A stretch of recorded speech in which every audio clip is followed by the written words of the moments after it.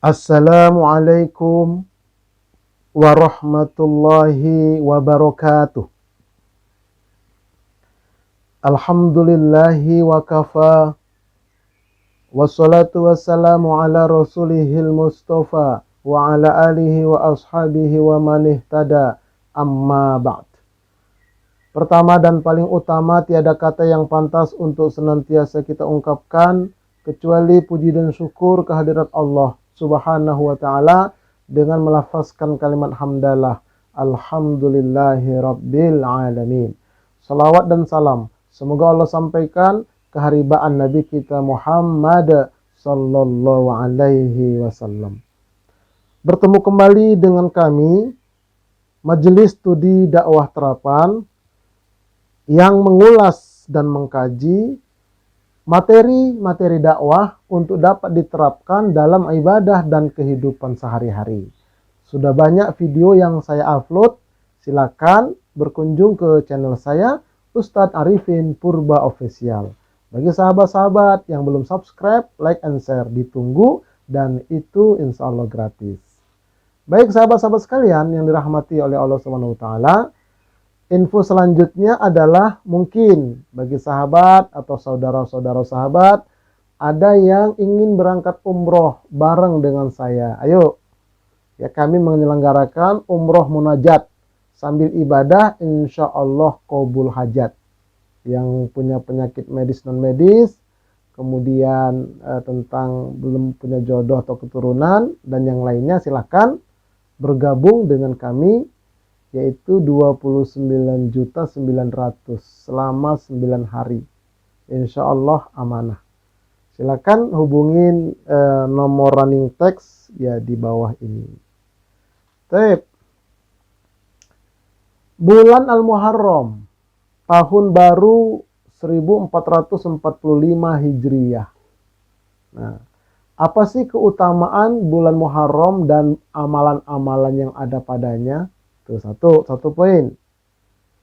Nah, yang kedua, hijrah itu untuk apa sih sebetulnya? Nah, untuk menyelamatkan akidah. Yang ketiga, tahun baru Hijriyah itu untuk apa? Untuk melakukan muhasabah diri. Ini 3 poin besar ini yang akan kita ulas secara ringkas tentunya. Baik. Nah, mari kita perhatikan dulu kondisi jalanan saat Nabi hijrah, ya, dan para sahabat, terutama Rasulullah itu bukit, gunung, batu, tandus, belum lagi nanti ketemu padang pasir. Kalau siang panasnya luar biasa, jika malam dinginnya na'udzubillah. Belum lagi binatang-binatang buas, kalajengking Arab, kelabang Arab, ular Arab. Oh, luar biasa itu. Itulah kondisinya. Nah, ini peta perjalanan Rasulullah ketika hijrah bersama Abu Bakar ke Madinah. Jalur yang warna merah itu jalur umum yang dilalui oleh masyarakat umum.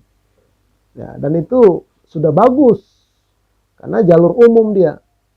Tapi yang hijau itulah jalurnya hijrah Rasulullah bersama dengan Abu Bakar As-Siddiq. Itu yang hijau itu. Nah, jadi Nabi itu ketika hijrah, beliau itu arahnya berlawan arah dulu, berangkatnya dari Mekah menuju ke Jabal Sur bersama dengan Abu Bakar. Tuh sampai-sampai kan dikejar-kejar itu. Dikejar ya, oleh orang-orang kafir. Karena dilihat di rumah ternyata bukan Rasulullah yang tidur, tapi Ali bin Abi Thalib. Nah, malam-malam itu sudah berangkat Rasulullah dan Abu Bakar langsung ke Jabal Sur. Nah, jadi putar arah dia, balik arah. Nah, dari Jabal Sur dia memutar terus itu yang hijau itu. Jadi tidak mengikuti jalur umum, makanya tidak ketemu ketika dicari. Dan ketika itu Nabi Muhammad dan Abu Bakar ada pemandunya. Ya, itu orang non-muslim pemandunya itu, yang ahli lah dalam menunjuk jalan. Oke, itulah jalurnya ya. Makanya itu disebut dengan rute cerdas. Luar biasa itu, rute cerdas. Nah, ini juga yang diamalkan oleh orang-orang sekarang lah. Kalau mengelakkan jejak ya begitu caranya. Ya kelacak. Insyaallah ya. Baik. Nah, Kemudian, mana yang lebih dahulu, hijrahnya Rasulullah Sallallahu Alaihi Wasallam atau penetapan tahun baru Hijriah? Karena ya banyak di masyarakat itu menganggap bahwa ada amalan-amalan malam tahun baru. Tuh, ada amalan-amalan di akhir tahun dan seterusnya. Sebetulnya tidak ada. Kenapa? Karena Nabi dulu hijrah, baru nanti ditetapkan tahun Hijriah. Nih kalau kita lihat, nama-nama bulan sebelum Islam datang adalah Safar awal, Safar Sani, dan seterusnya sampai Dzulhijjah. Sudah seperti itu nama bulan sebelum Islam datang. Nah, di Makkah juga udah seperti itu. Tapi tahunnya tahun gajah ketika itu. Tergantung situasi lah. Belum tahun Hijriah, belum. Nah kemudian ketika Nabi sudah sampai di Madinah, Safar awal itu Allah perintahkan ganti menjadi Al-Muharram, pakai alif lam, Al-Muharram.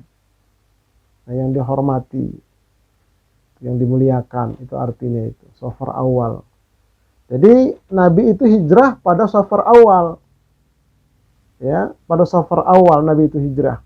Sampai di Madinah pada awal bulan Rabiul Awal. Tuh, jadi lama perjalanannya itu. 1 bulan kurang lebih lah itu. Jalan kaki. Panas, dingin ya Allah.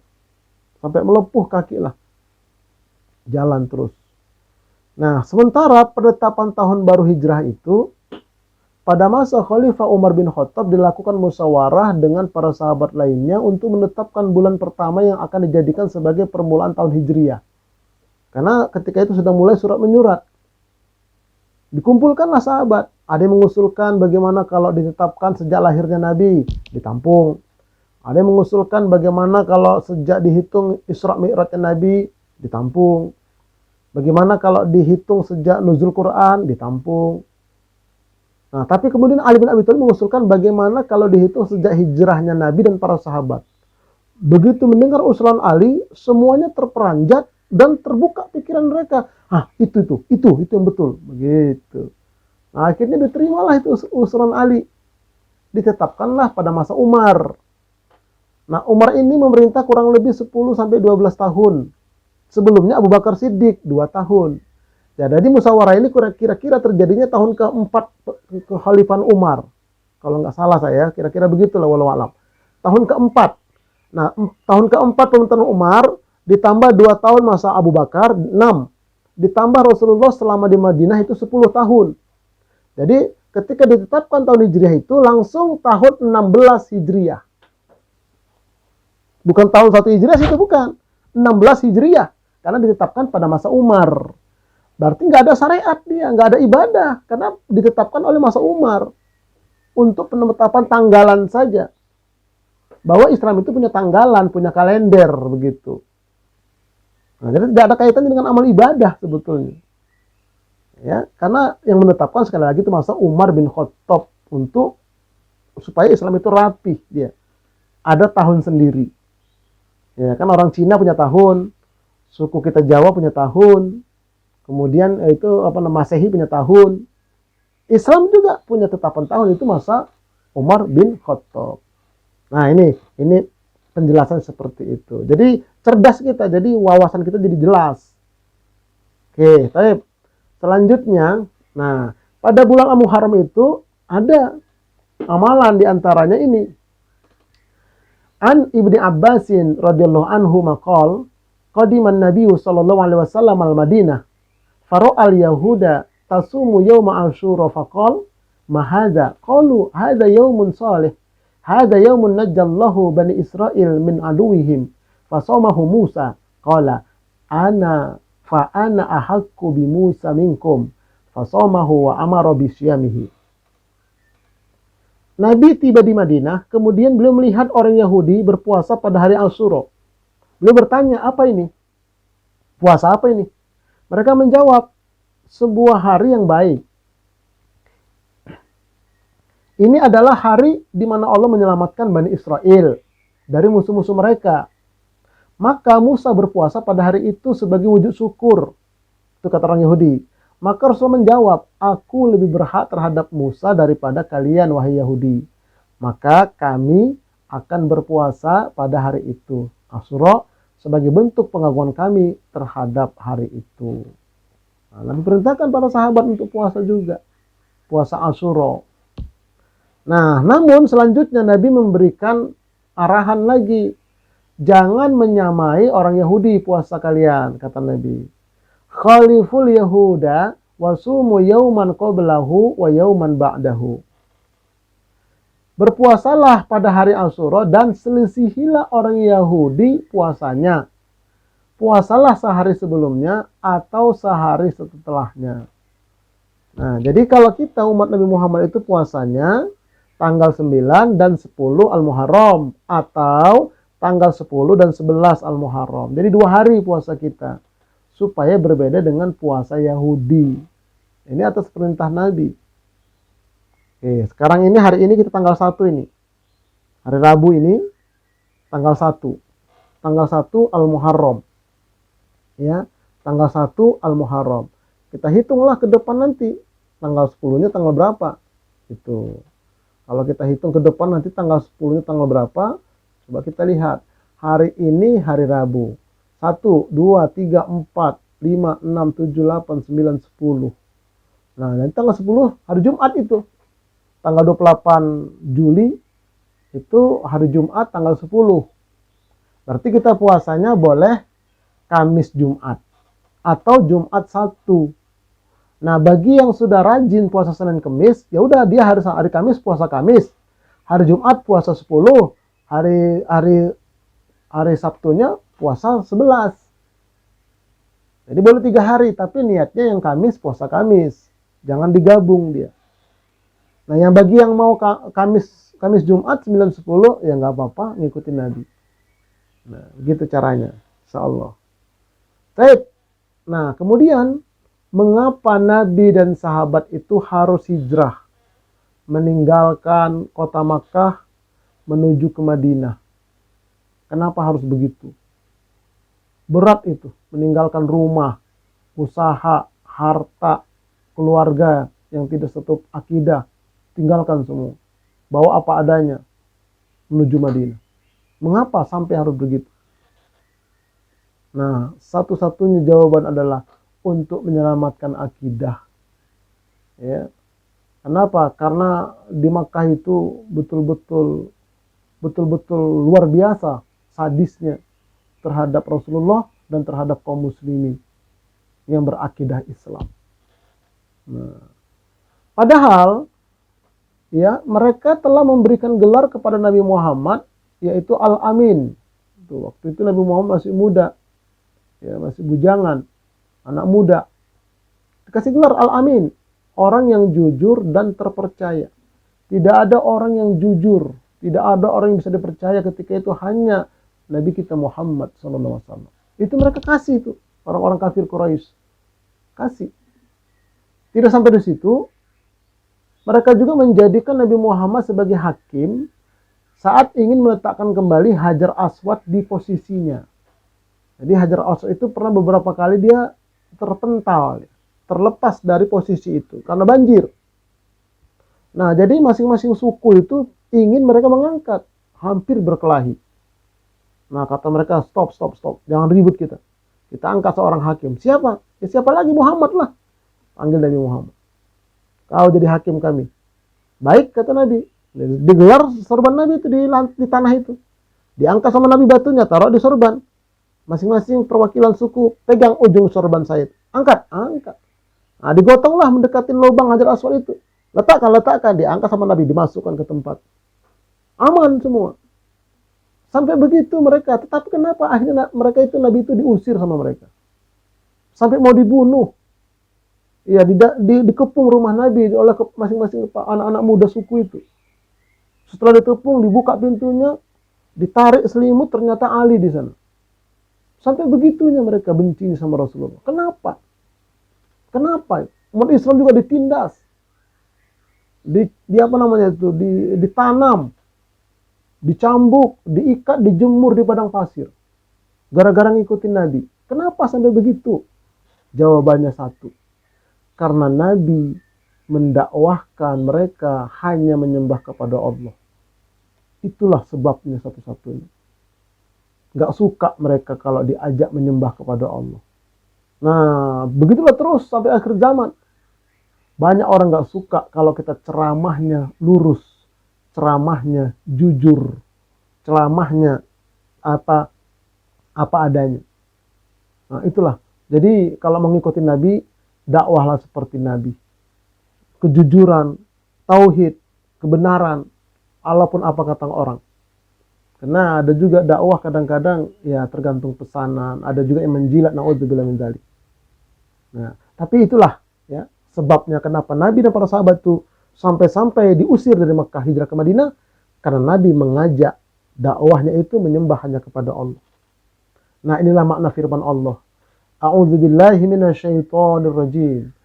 Alla ta'budu illallah innani lakum minhu nadhiru wa basyir. Agar kamu tidak menyembah selain Allah, sesungguhnya aku Muhammad adalah pemberi peringatan dan pembawa kabar gembira kepada kalian darinya. Nah, inilah firman Allah. Jadi Rasulullah itu mengajak hanya menyembah kepada Allah. Mereka tidak suka. Mereka tidak nyaman karena mengganggu stabilitas bisnis ketuhanan mereka, terutama Abu Jahal dan Abu Lahab serta yang lainnya. Baik, nah keutamaan hijrah. Allah berfirman, "Wa may yuhajir fi sabilillah yajid fil ardi muragaman katsiran wasi'ah." Muragaman katsiran wasi'ah. Muragaman katsiran wasi'ah. Wa may yakhruj min baitihi muhajiran ila Allah wa rasulih thumma yudrikhul maut faqad waqa'a ajruhu 'ala Allah wa kana Allahu ghafurur rahima. Artinya, barang siapa berhijrah di jalan Allah, niscaya mereka mendapati di muka bumi ini tempat hijrah yang luas dan rezeki yang banyak. Barang siapa yang keluar dari rumahnya dengan maksud berhijrah kepada Allah dan Rasul-Nya, kemudian kematian menimpanya sebelum sampai ke tempat yang dituju, maka sesungguhnya telah tetaplah pahala di sisi Allah, dan Allah Maha Pengampun lagi Maha Penyayang. Di bumi Allah ini luas, hijrah kemanapun nanti kalian dapat rezeki yang banyak, kata Allah. Nah, kalau berhijrah belum sampai ke tujuan, sudah dicatat sebagai pahala di sisi Allah. Banyak yang mati di tengah jalan karena tua dan sebagainya. Nah, ini surah An-Nisa ayat 100. Hijrah itu ada dua makna. Yang pertama, hijrah secara hakiki, yaitu berpindah dari satu tempat ke tempat lainnya, dari Mekah ke Madinah. Tuh. Dengan memastikan kesiapan tempat yang akan dituju. Jadi tidak hanya sekedar hijrah, tidak hanya sekedar pindah. Pastikan dulu tempatnya. Begitu juga kalau kita mau pindah rumah, dibereskan dulu tempat yang akan kita tuju. Atau mau pindah ke luar kota, disiapkan dulu di sana. Begitu Rasulullah para sahabat.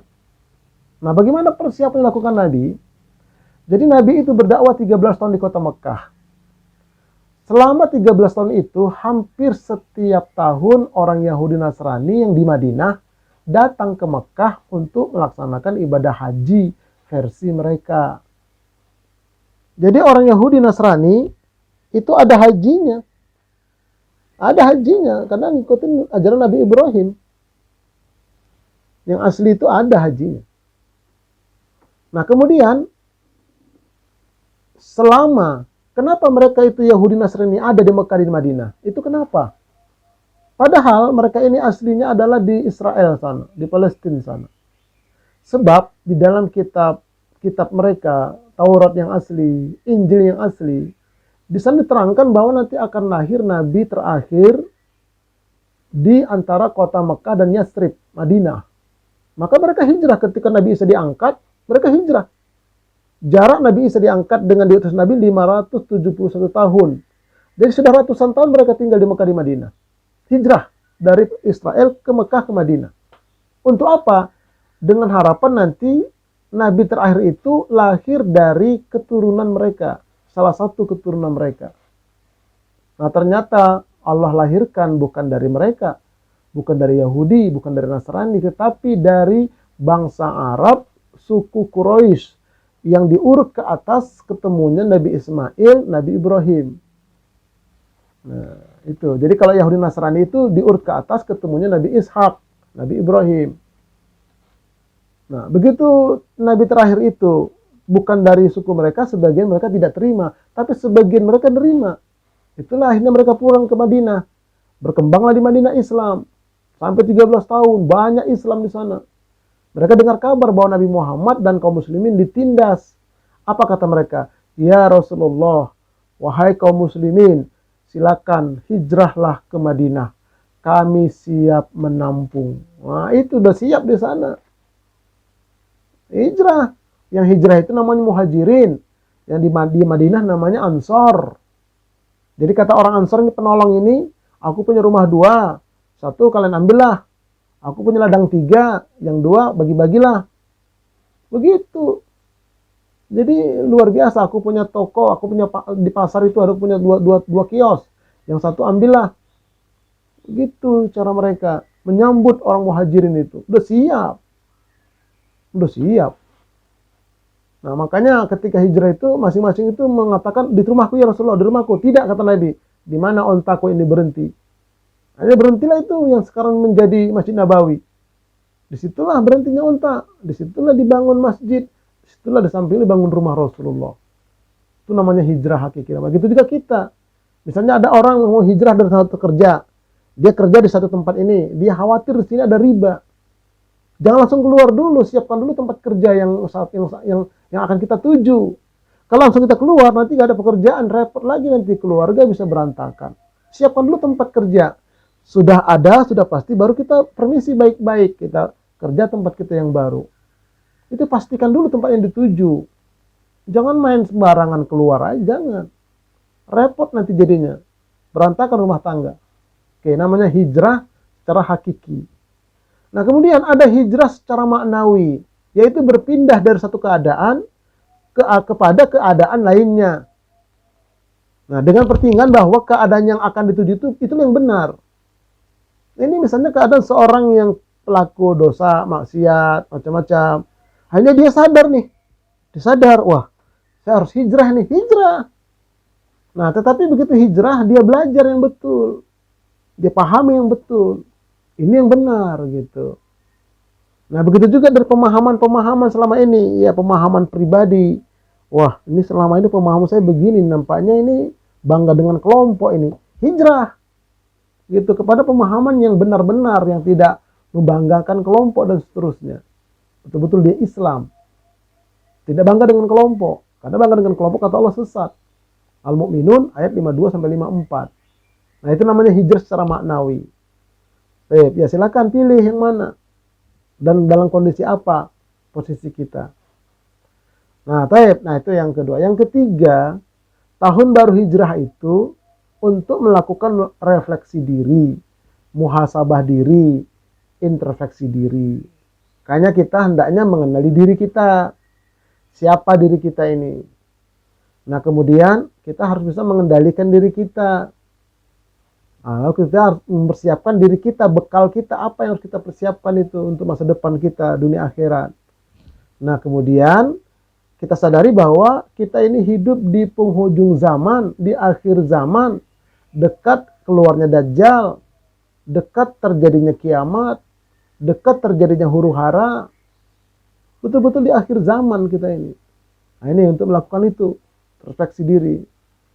Kita lihat firman Allah. Ya ayyuhalladzina amanu ittaqullaha wal tanzur nafsum ma qaddamat ligad wattaqullaha innallaha khabirum bima ta'malun. Wahai orang yang beriman, bertakwalah kepada Allah dan hendaklah setiap jiwa, setiap diri memperhatikan apa yang telah diperbuatnya masa lalunya untuk hari esoknya dunia dan akhiratnya. Dan bertakwalah kepada Allah Sesungguhnya Allah Maha mengetahui apa yang kamu kerjakan. Nah, jadi memperhatikan apa yang telah diperbuat, muhasabah diri. Itu namanya muhasabah terkait dengan tahun baru ini.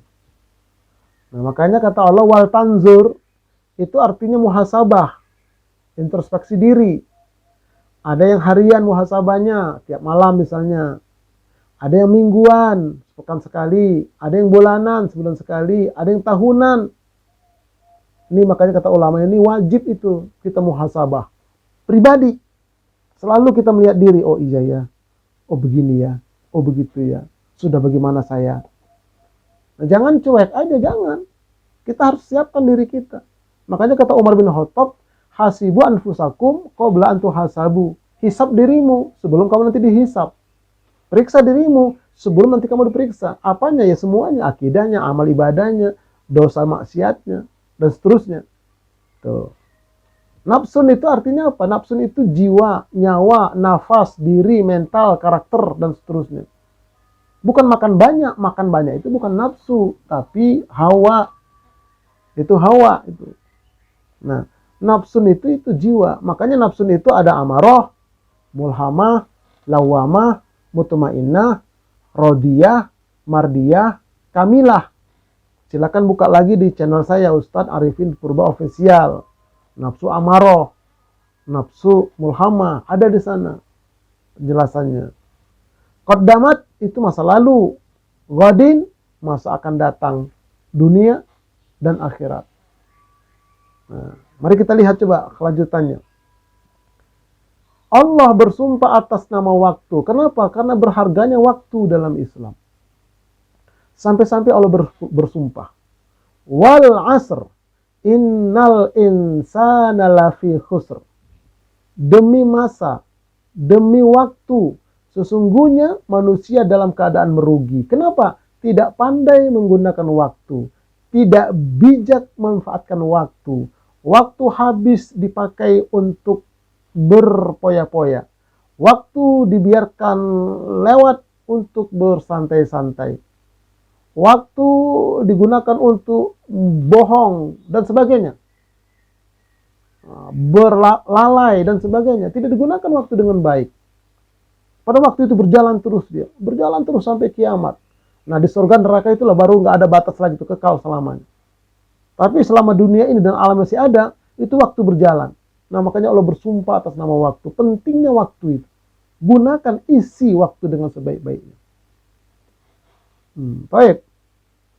Wal asr. Itu demi waktu. Demi waktu asar juga kata ulama. Artinya apa? Masa hidupnya umat Rasulullah Sallallahu Alaihi Wasallam hingga terjadinya kiamat itu berada pada waktu asar. Ya, jadi pada waktu asar itu masa hidupnya Rasulullah, umat Rasulullah sampai kiamat itu pada waktu asar.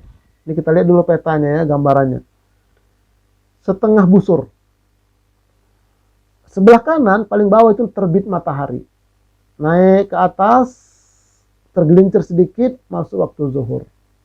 Turun ke kiri, bayang-bayang lebih panjang, masuk waktu asar. Turun ke bawah, terbenam matahari. Waktu maghrib. Nah, jadi inilah pembagian waktu itu. Umat Yahudi hidupnya sejak terbit matahari sampai zuhur. Panjang itu umat Yahudi. Dari Nabi Musa sampai Nabi Isa. Panjang. Nah, kemudian umat Nasrani ya, itu hidupnya dari zuhur ke asar. Itu umat Nasrani. Kemudian umat Islam hidupnya itu dari asar sampai menjelang, sampai terbenam matahari, sampai maghrib. Nah, jadi kita ini sekarang ini sudah betul-betul menjelang maghrib. Ini kalau kita lihat ya, kita lihat di sini, kita di sini sekarang ini. Nih umat Islam.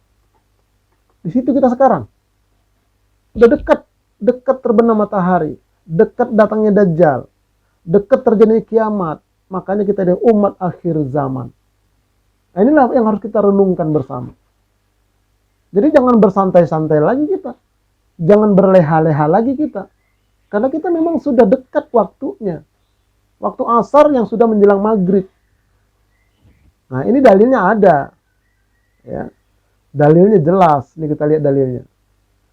Abdullah bin Dinar qala sami'tu Ibnu Umar radhiyallahu anhuma qala ya'ani Nabi sallallahu alaihi wasallam qala innama ajalukum fi ajali man khala minal umam kama baina salatil asri wal maghrib wa maghribi syamsi wa mathalukum wa mathalul yahudi wan nasara kama thali rajulin istamala ummalan faqala ma ya'mal li ila nisfin nahar ala qirat fa'amilat al yahudu faqala man ya'malu li min nisfin nahar ila al asri ala qirat fa'amilat an nasara thumma antum ta'maluna min al asri ila al maghrib bi qirataini qalu nahnu aktsaru amalan wa aqallu ata'an qala hal zalamtukum min haqikum qalu la qala fadzaka fatli